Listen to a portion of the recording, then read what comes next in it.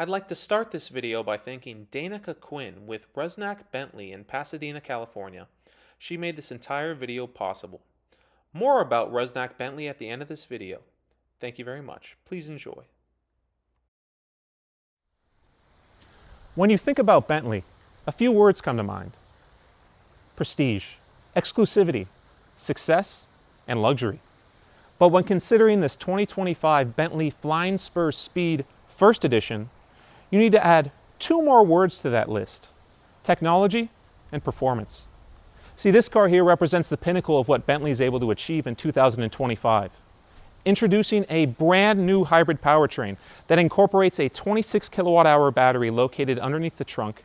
This car is now capable of 771 horsepower and 737 pound-feet of torque, propelling it to 60 in just 3.3 seconds. But what's even more impressive than the numbers are the way it drives. So here we are setting off in the 2025 Bentley Flying Spur Speed First Edition. Now, when driving around town and driving on the freeway, this thing feels like a boat, and rightfully so. But when you come up here, it's really able to mask its weight. 6,000 pounds is heavy, but when you have a bunch of different systems working together, this car really shrinks. We have active rear steer, and we have torque vectoring by brake. So when I enter any of these bends, the car really just claws its way out. It feels much more nimble than it should. I'm used to driving a Honda S2000 or a Jetta GLI up here, and the car feels, almost just as nimble, which is insane. And I know the S2000 is a 2,800 pound car, but when you combine all these systems, it really masks the size and weight. Going through these long sweepers, you can really feel that active roll bar working in the back. It keeps the car almost completely stable. Now, steering feel, on the other hand, leaves a little to be desired. Considering this is a luxury car, it certainly has more feel than you'd think. However, on center, it's a bit dead. And when I load it up in this corner, I'm really just using the chirping from the tires to tell when this car's front end is giving out. I'd love a little bit more communication coming through the rack, but considering that, once again, the weight and class of car, I'm not too disappointed. Considering that this is an ultra luxury sedan, I think Bentley has done a great job tuning it to walk the line between comfort and performance. The limitation of this vehicle, it's not the chassis, it's not the dynamics, it's the tires. These P0s just cannot put up with the weight and power moving through them. I'd almost be curious to know what would happen if you put a Cup 2R in this car. I'm not sure if they could handle the weight, but that grip would be immense. New for this year is the powertrain. Still present is the 4-liter Audi-derived twin-turbo V8 that produces 584 horsepower and 406 pound-feet of torque. When combined with the 187 horsepower and 332 foot-pounds of torque electric motor, you get a total system output of 771 horsepower and 738 pound-feet of torque. But what's even more impressive is that this car can travel 47 miles on complete electric range. Also unique to this vehicle is it happens to be one of the only vehicles outside of Porsche that receives their PDK dual-clutch transmission. It's an 8-speed, and even though it's a dual-clutch, at low speeds, it's just as smooth as a torque-converted automatic. Now, let's get to the powertrain. Obviously we have 771 horsepower to play with here, so anytime you put your foot down, it immediately puts your head in the back of the seat. We're reaching, prison level speeds within 2-3 seconds. You really got to be careful in this car. When you put your foot down, the torque fill is immediate. This car delivers power like an EV almost. Oh my gosh, but being able to hear that V8 coming out of the back of this car is just an absolute treat.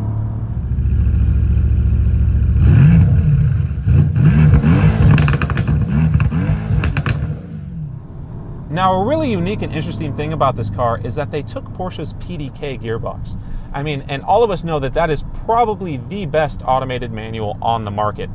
Now, when you put it in a car of this size, it still holds up. It doesn't give you every gear the way a GT3 would, but downshifting into the third is almost immediate. It rev matches and you're on your way. Upshifts are quick as well. Being able to communicate with the car through the paddles is so important. That's an experience that you don't get in any other luxury cars. Now, when you have a car this heavy, the ability to slow down is just as important as the ability to speed up. And we have 10 piston calipers up front, and they really do stop this car. Like I discussed before, these P0s are just crying. This is not a good situation for them. We have almost 800 horsepower, 800 pound-feet of torque, and 6,000 pounds moving through them. They just can't keep up. But when you put your foot down, this thing moves. You're baffled by the way it moves. It moves like an electric car. The power delivery is just absolutely constant. Cresting this corner here, I have the utmost confidence in these 10 piston front brakes. They slow me down from about 88 to 50 in an instant. I've been hustling down this road now for about 5, 6, 7 minutes, and I don't feel any brake fade. I mean, it's insane. It's insane to think that a car of this size and a car in this luxury class can be this fun. That's the difference between Bentley and Rolls-Royce. That's the difference between Bentley and Mercedes. You drive an S-Class on the street, you drive a Ghost or a Phantom on the street, you are having nowhere near this amount of fun. 0 to 60 in this car happens in 3.3 seconds. Let's put that to the test. Oh my God. Yep, I mean, that felt like 3.3 to me.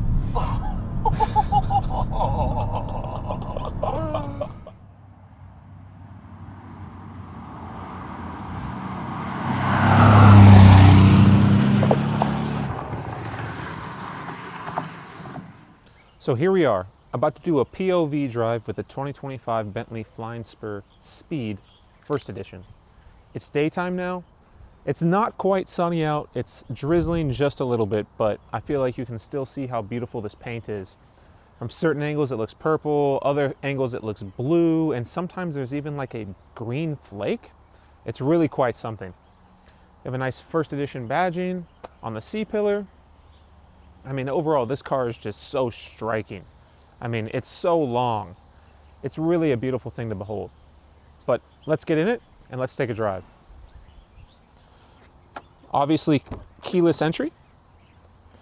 Beautiful Bentley illumination on the floor, Bentley side sill, and First Edition on the side sill. It's telling me I have 28 miles of E-range because I did charge the car last night.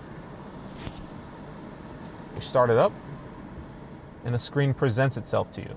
That's like one of my favorite features about these Bentleys. Let's start in comfort. We're probably going to pull off here in full electric mode. So let's get moving. And it's whisper quiet. It's one of my favorite things about these cars is that this new electric drivetrain allows you to drive in only electric mode, meaning that, you know, you're not going to wake up your neighbors early in the morning with a V8 cold start. All the materials in this car are just of such a high quality. We have this beautiful micro suede Alcantara on the steering wheel. I mean, all the touch points make you feel special. We have knurling on the climate control. It's really something to behold. Let's take it easy here. This is a bit of a steep driveway, but as you can see, the Flying Spur does not scrape, which is better than most cars. Even though this is a sporty car, it doesn't sit terribly low. The front overhang is not too far beyond the front wheels. So honestly, getting in and out of tight spaces is not difficult with this car. And when you consider the rear wheel steer, I mean, look how short the turning radius is. It's kind of amazing for a car of this size. And off we go. In comfort mode, this car is an absolute delight to drive. I mean, the air suspension is so soft, it really makes you feel relaxed, but not floaty. I still feel like I have control of the car, especially over all these undulations and bumps. But it just soaks all this up, which is amazing considering how it has low profile P0 tires on it. You'd think that it would be quite a crashy ride, but no, not at all. I think one of the best things about this car, something that sets it apart from, let's say, a Rolls-Royce or a Mercedes, is that you can do this. You can do the boaty, luxury barge driving, and it's wonderful. It's quiet in here. The suspension's great. The steering is, not too sharp, not too responsive in comfort mode. But when you want to turn things up a little bit, slap it into sport, you hear the engine thunder on. That's an insane noise. It sounds amazing when it turns on. And then you breathe into it a little bit, and you're off. The way this car is able to handle at speed is truly amazing. You have that 48-volt active rear sway bar that keeps it absolutely flat in the corners. You have active dampers, the air suspension tightens up, and this car is just a treat to drive fast. It's really something that its competitors just can't do. When you look at Mercedes, when you look at Rolls, I mean, they can't be hustled around the way that this car can be. We're gonna put it back into Bentley mode now. Bentley mode basically just selects, you know, the best damping and the best throttle response and steering feel for whatever you're doing. So if we were just driving around town, it'll be nice and soft, but if you really lay into the throttle, all of a sudden the car sharpens up. We have a bunch of different electronic modes. So we have EV drive, which is just 100% electric. We have hybrid drive, which is intelligent energy usage to maximize vehicle efficiency and range. Let me get on the freeway here before I try and keep reading. We have hold, which balances engine and electric power to hold the hybrid battery charged for later use. And then we have charge, which harnesses engine power to charge hybrid battery on the move. I'm going to put it in charge. Now I can hear the engine fire on. It's really cool that you have a bunch of those different options. Most cars don't give you the option to actually change the character of the hybrid drivetrain. Slap it back into comfort now since we're on the freeway, and I just want to see how this thing cruises. We are on pretty unforgiving pavement right now. This is concrete. There's a lot of expansion joints on the 210 freeway here, and it just soaks it all up. I mean, I can't hear a thing. We're going 63 right now. If this was a lesser car, even let's say like a 3 Series from BMW, you'd be hearing a lot more wind noise, a lot more tire noise. I mean, it's really relaxing. The name audio system in this car is really something special as well. It's 2,200 watts, 20 speakers with super tweeters. So, I mean, it makes even compressed Spotify tracks sound good, even over Bluetooth. I'm not sure what sort of DAC is in the car. DAC is like a digital to analog converter, but whatever it's doing, it's working some magic because it seems like it's upscaling my lower quality files. Yeah, this car is so nice to drive. If we go into the screen, I have your navigation. I don't have Apple CarPlay connected right now, although it does have wireless Apple CarPlay. The reason I don't have it connected is because I'm recording right now and the Bluetooth would interfere with the connection to my camera. But we have plenty of things to choose through. I mean, ambient lighting, which I touched on last night in the night drive. You can actually retract the flying bee on the hood, which is absolutely insane. It goes down. I don't know why you would need that, but that's some of the best features about this car. Is just it's there because why not? Another very, very cool feature about this car is actually about the flying bee on the hood. You see, if someone were to steal this, it would automatically retract right back into the hood. Pretty cool feature. So let's reveal that again so everyone on the road knows what I'm driving. We have tire pressure monitor. Gives you accurate live tire pressure readout.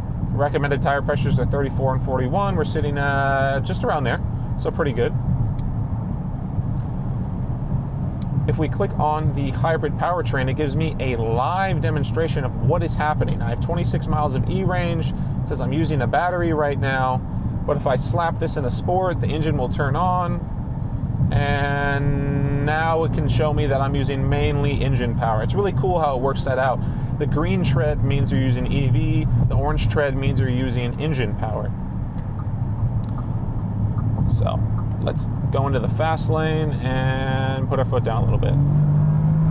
Oh my God. I mean, the passing power in this car is insane. The torque is immediate. This hybrid drivetrain really allows you to have a constant torque curve. It's almost like a full EV car.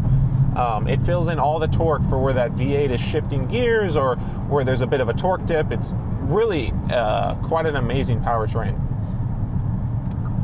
We're going to merge on over to the right here because we're getting off the freeway.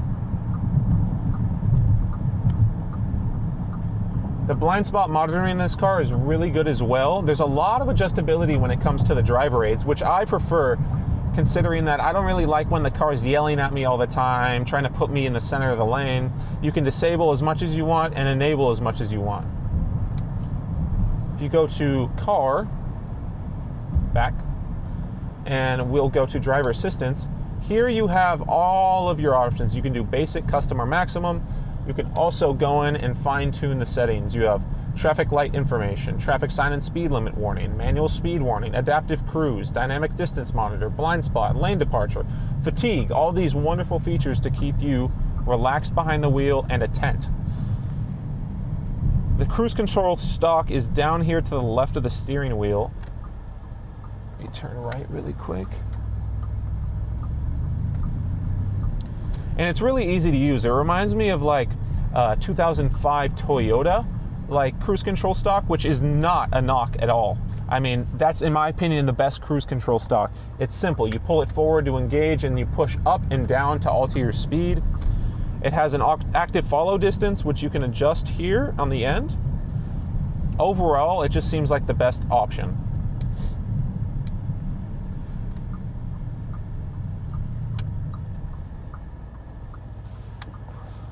One of my favorite features about this car is that you can hide the screen. If I press the screen button, oh my Lord. Welcome to California, everybody. If you press the screen button, it will present and hide itself according to what you want, really, which I love, because being able to look at these beautiful gauges while driving is just an absolute treat. It allows this interior to look timeless. I mean, this interior will look good for decades to come because you're able to hide the screen. Cars are never able to catch up, technology is going to keep passing them by, but this car will always look good. Another cool feature is that the compass actually turns as you turn the vehicle. I'll demonstrate that in our next turn. There's a lot of different views here for the driver display. We have a more traditional, old school. It says hand-built in England. I think that's a pretty cool feature, as well as Bentley EV motors established 1919. So over 100 years now of Bentley engineering. We have a more minimalist display. We have a very traditional display. And then my favorite, tack in the middle. On the left, I have a plethora of options. Short-term memory, range, date and time. I usually leave it in coolant temperature just to make sure everything's going well. Don't want to run this over. On the right, we have a G meter, which I think is pretty cool. This is obviously the sport display. But if we switch it, let's say, into more of a traditional, you can change the center screen just the same way you can change the screen on the left when it's a single tack. One of the coolest features, I'm not sure if you can see that, is it tells me how long until this light will turn green. So it says I have 14 seconds until the light changes. Let's see if that's correct. I'm not sure how it does this, how it has access to that data, but I mean, I haven't paid too much attention to see if it works, but 4, 3, okay. It was a little quick, but I mean, it was pretty accurate. Let's go back into coolant temperature. If we flip the screen back over, we have arguably my favorite feature about this car, the massage feature. If you press just below your lumbar on the left side of the seat, it brings up the massage settings. You have wave, pulse, stretch, lumbar, shoulder, and you can even adjust how intense you want the massage to be. It's really quite something. Another really cool feature about the seats is that it has a climate concierge type thing, where it will actually detect how hot your back is or how cold it is and decide to turn on the heated seat or the seat ventilation. If we turn on the heated seat, you have an option of heating the butt rest more or the backrest more, as well as you can turn on the armrest heating, which will heat the center armrest and the armrest on the side. The head-up display in this car is also really nice. I feel like there's a lot of adjustability in terms of where you place it on the windshield, which is super important for someone like me who's 6'5". I'm sure you can tell by the camera angle right now, you're sitting pretty high up in the car, but I have plenty of headroom, and for a car with this aggressive of an A-pillar, that's actually quite impressive. There's a lot of adjustability as well with the steering wheel. I can push it back, forward, out, down, and up. So at 6'5", I'm just as comfortable as can be. I mean, I'd love to sit here for a prolonged amount of time. There's an auto-dimming rear view mirror and auto-dimming side mirrors, so you never feel like you're being blinded at night. It has two-person memory, which also memorizes the position of the mirrors. There's tons of adjustability. You can retract the side mirrors as well. And I love this clock in the middle. It's really timeless. I'm a sucker for an analog clock in a car, especially when it costs as much as this one does. There's tons of connectivity in this car. As I said before, you have wireless Android Auto, wireless Apple CarPlay, but on top of that, you also have a wireless charger. Now, I do have a case on my phone right now, and it does not have MagSafe, but if I didn't have that case on it, it would start to charge right in there, which is great. You also have two USB-Cs here, so there's plenty of connectivity. And when I had my phone plugged in yesterday via the USB-C, it was fast charging my phone, so I assume it's a 20-watt charger, at least. I was getting about 10 to 15% every 8 minutes. It was really quite something. Another cool feature about this car is if you press this button in the center console, it will retract the sunroof shade as well as the rear shades and the rear window shade. There's plenty of shades in this car, so let me pull that back again. There's even a shade on the rear window, the back part of the rear window. I think that's pretty cool. When it comes to visibility in this car, it's really quite good considering how aggressive this A-pillar is. The only weird spot is the C-pillar back there. There's a bit of a blind spot, but you have really big side mirrors as well as blind spot monitoring, so it's really not that much of an issue. From a performance standpoint, this car is immense. Now, due to the fact that I'm on a pretty busy street here, I'm not going to launch it. However, it does have race start. If you mash the brake and mash the gas, it'll say race start and propel this car to 60 in 3.3 seconds. It's really quite something. But, I mean, I just breathed on the throttle there and we were already doing 60 miles per hour. So, let's not talk about that. And now time for the POV night drive with the 2025 Bentley Flying Spur Speed First Edition.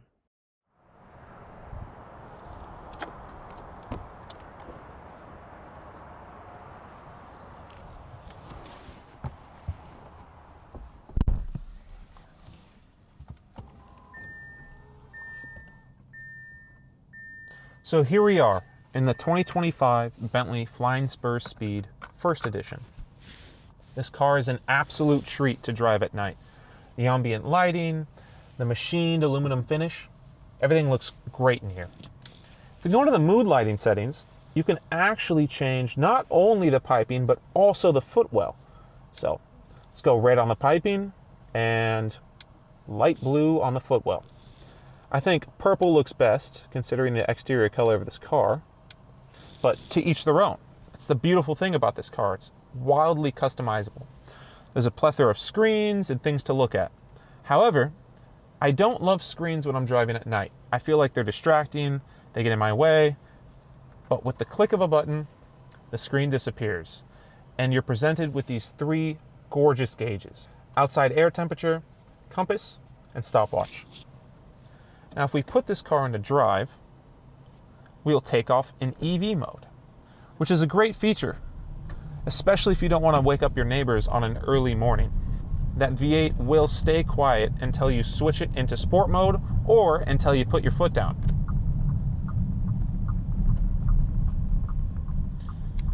God, and this cabin is just whisper quiet. If we pop the car into comfort, the air suspension is going to soften even more, and the ride will become even more plush. It's really a treat.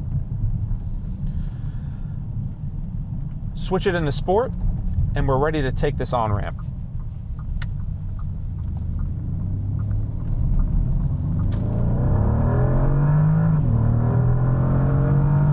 Oh my gosh, and the performance is just immediate.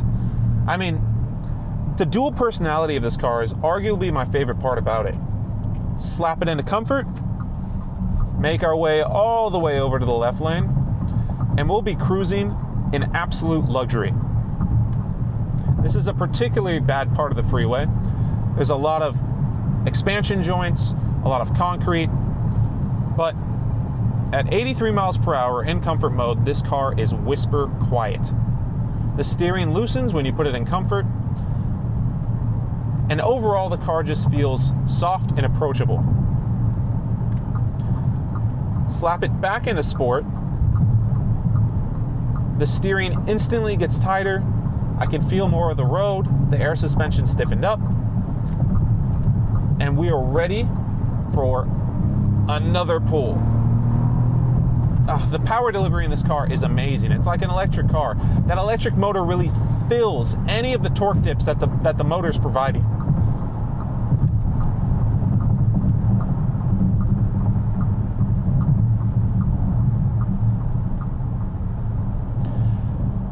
There's a bunch of different options for the screens. You have this view, a more old school view, a quite futuristic one, and a traditional one.